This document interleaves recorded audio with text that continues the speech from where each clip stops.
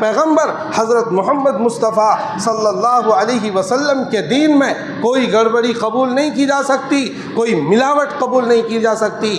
اور بڑے بڑے علماء نے رات و دن محنت کر کے، خون پسینہ ایک کر کے، رات و دن کام کر کے سارے علوم کو اکٹھا کر دیا۔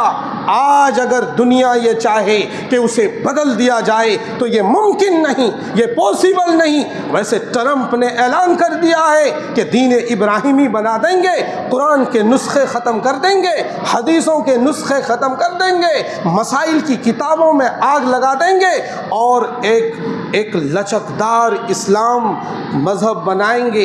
لچکدار اسلام مذہب بنانے کا اعلان کر چکا، موساد اس پر محنت کر رہا ہے، اسرائیلی انٹیلیجنس اس پر کام کر رہے ہیں، لیکن ان کے اس راز کو لوگوں نے فاش کر دیا۔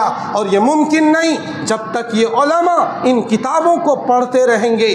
دین مصطفیٰ میں کوئی چینجنگ نہیں کر سکتا۔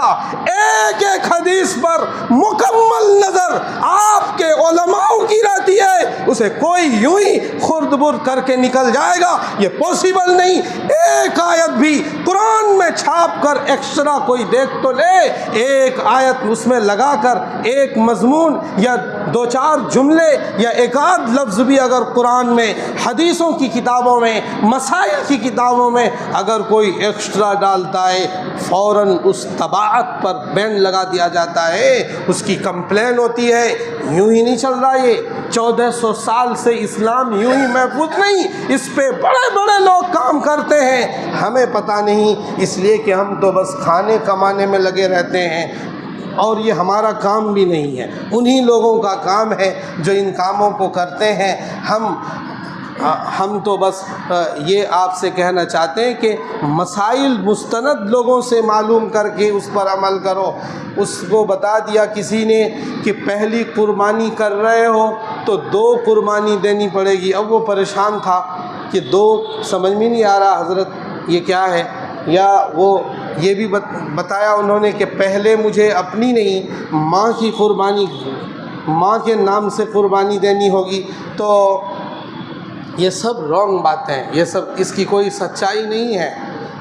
جو کماتا ہے، جو صاحب نصاب ہے، جس آدمی پر صدقۃ الفطر واجب ہے، اس آدمی پر قربانی بھی واجب ہے۔ سو وہ کوئی بھی ہو سکتا ہے، وہ خاتون بھی ہو سکتی ہے، وہ مرد حضرات بھی ہو سکتے ہیں، بالغ مرد عورت سبھی پر قربانی تب واجب ہوتی ہے جب اس پر صدقۃ الفطر واجب ہو۔